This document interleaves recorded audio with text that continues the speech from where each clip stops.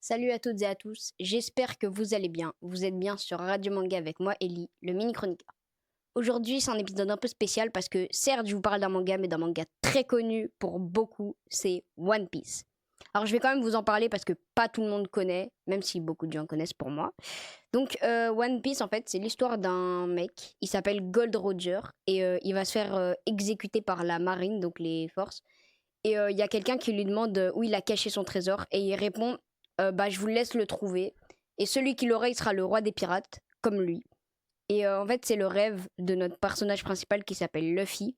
Et lui, donc, il veut devenir roi des pirates et trouver le One Piece, c'est le nom de ce trésor. Et en fait, il est sur une île. Et il est avec un gars qui s'appelle Shanks. Sauf que, en fait, Shanks, il va perdre son bras dans un combat. Et ça va devenir un peu son sauveur parce qu'il a sauvé en perdant son bras.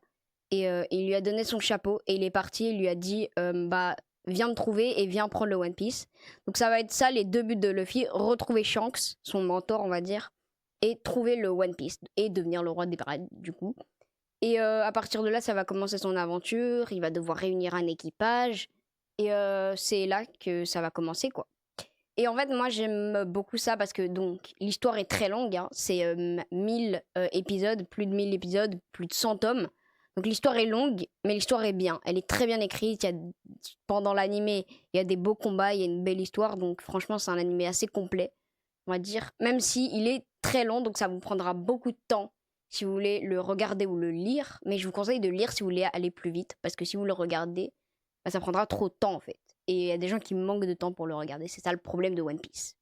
Mais donc je vous donne un peu les avantages et les inconvénients. Mais personnellement, moi j'aime beaucoup ça. Donc je vous conseille quand même d'aller le lire. Même si vous n'avez pas le temps, trouvez toujours un temps. Parce que c'est vraiment un manga à ne pas manquer. C'est un classique. Et vous devez le lire ou le voir. Donc voilà, c'est tout pour cette chronique. Je rappelle, le nom du manga c'est One Piece. Et il y a 110 tomes actuellement. Et bah voilà. Il est disponible à Librairie Manga Café et à Slumberland. Donc voilà. Mais il est aussi disponible sur Netflix et sur Crunchyroll. Donc vous avez l'embarras du choix. Et donc moi sur ce, je vous dis à la semaine prochaine.